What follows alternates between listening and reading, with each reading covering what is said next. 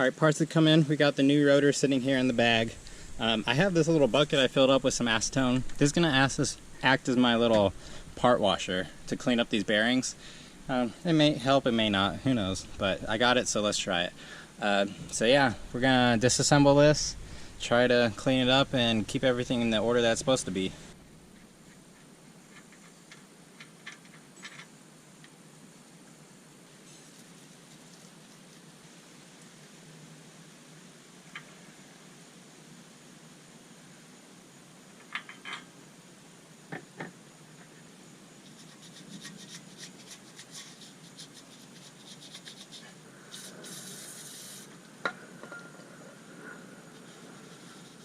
Alright, so I packed the bearing. Not sure if I'm going to show you guys yet how I did, but basically just do it by hand. You know, I'm not real confident in my ability, but hey, I know I got grease everywhere. And if you saw, maybe you didn't, in the last clip when I was cleaning the old grease, you don't really need to get all the old grease out of here. When you're pressing the new grease in, you'll push the old grease out. So it's all good now. We just slip it in place, and then I need to put in a little bit of extra grease around here, and then we're going to throw the dust seal on for this rotor. So this is the bigger bearing. It's one of those things where you can't really have too much grease, so we'll just pack it nice and full. And I think this is what I was reading, where the outside of the bearing in the rotor, you don't necessarily need to pack the outside full of grease like I'm doing here. But I've also heard people say you absolutely have to, so one of those things, I guess. Alright, let's wipe the edge, get the excess off. That should be plenty good. And now I need something to hit this into place. But basically the seal goes on. I'm going to give it one more quick wipe. Yeah, seal goes on with the rubber up. Press that in. And now it just needs a little hit. So I need to get something to press it down into place. Alright, so now putting the smaller bearing in, the outer one. So that's just going to kind of fall into place and just sit there until it's ready. Alright, filling up the backside a little bit with grease. Now, this definitely does not matter, but hey, there's no such thing as too much grease in this case, so just going to go on the safe side. Alright, so let's work on putting it on. I already brake cleaned the back of the rotor off. Not much stuff came off of it. You know, normally they put a coating on it, but you know, my rag didn't get too dirty. It got a little dirty, but not too bad. So now I have the whatever the hub is called, lubed up a little bit. Don't know if that matters at all, but let's throw this on.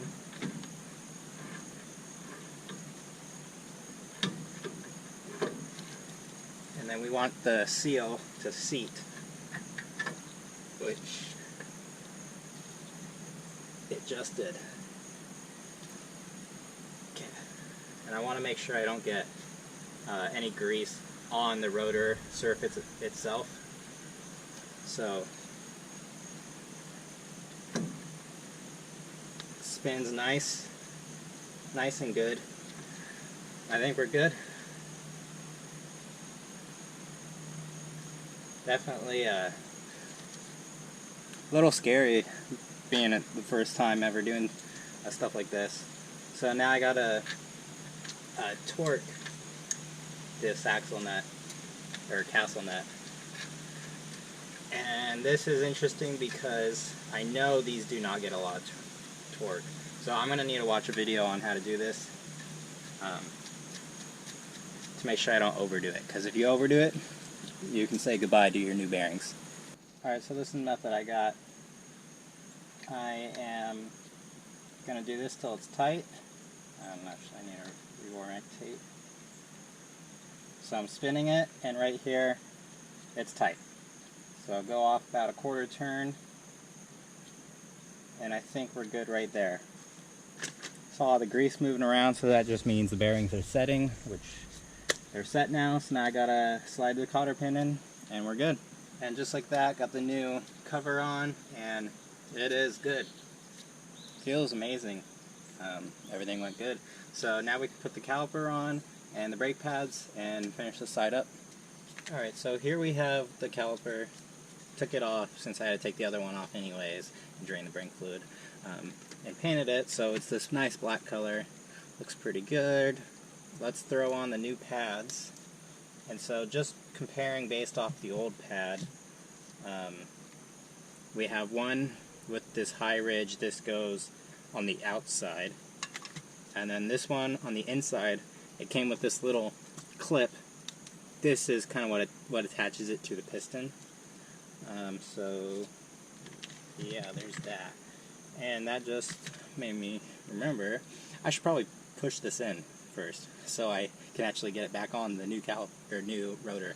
Alright, let's push this in. Got the old brake pad. Just gonna go nice and slow. I actually have a Caliper piston depressor tool. I just realized, like, but a C-clamp works. C-clamp and an old brake pad, yeah, works pretty good.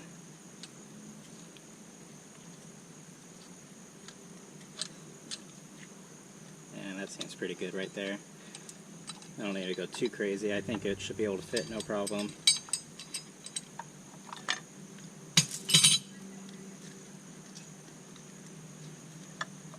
Okay, we can set that aside. And as you see, piston depressed evenly too, so that's good. Alright, let's make a little bit of room. Let's push the piston in. Okay, so it's going to sit on the rotor like this. We want the pad to sit with the spring pointed towards the middle of the rotor. And make sure your hands aren't greasy or anything, because you don't want that on the brake pads itself. You don't really want to touch the brake pads if you can't help it, but you know, that's good. And then we can throw the other one on. And actually, I want to wait, just like that. Yep, that's good right there. So that's how it's gonna look. But I want to throw some grease on it, just to help lubricate everything. Some brake lubricant. I got this purple stuff, which got this a while ago and really liked it. Okay, well, let me take it off the piston again. Okay, so I'm gonna lube up the piston itself, just the outside face of it. And then the two spots where the brake pad is going to move against the caliper. Very simple design, but I like simple, that's for sure. Oh, too much.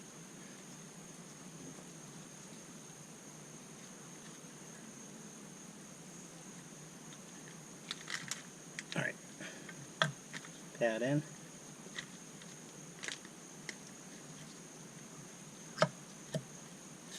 Okay.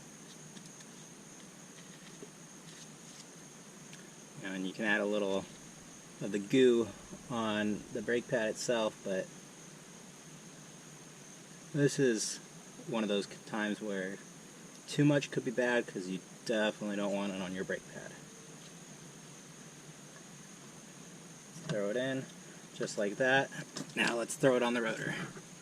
Alright, my brake pad kit came with these two little O-rings. No idea what they're supposed to go to, because nothing had O-rings like that.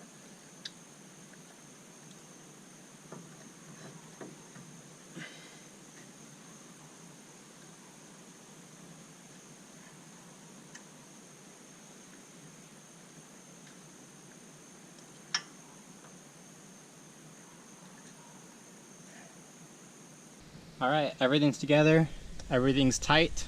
You can see a little bit of the excess caliper grease that I put on, the caliper lube, or brake part lubricant. Don't know how necessary that is. Just, you know, the main thing is don't want on the pads, but if you get a little on the pads when you're installing it, no big deal. Just, you really have to brake in the pads. You know, you're gonna have to get driving and slam on the brakes a couple times and heat them up and burn that thin layer off. No big deal, but we got the rotor on, it's spinning nice and good, and once we get the other side in, we can fill it up with brake fluid, start bleeding process, and go from there. Got my wife in the car. We're bleeding the brakes the old-fashioned way. Already did one round. We're looking good, so I'm gonna turn the camera on, do it, and this should go pretty quick.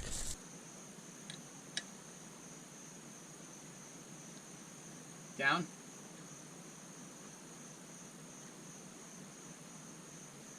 Up.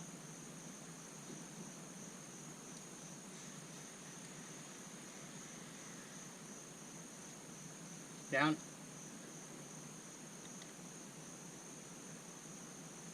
Up. Down.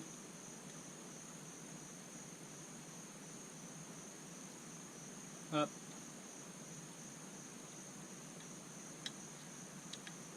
Down. Oh, that's some dirty fluid. Where did that come from? Up. Down. Where's the dirty fluid coming from? Up. Down. Yeah, that's pretty clean. Up. Down.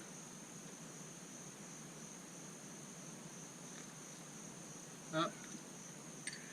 Alright, this side's done. No more air bubbles. Weird that that fluid was so dirty. I don't know what that came out of, but... And that's it. The truck's back on the ground. It's been a while. Definitely looks like this tire is going flat, but hey, I need all 4 new tires anyways. Really happy with how it came out. Super simple with the old brake system like this. And they bled great. So I guess the true test is once I turn it on and I have power brakes, make sure it's still bled, because power brakes will show any little air bubble. It definitely, you'll feel it. We'll see. So thank you for watching. I'll see you in the next one.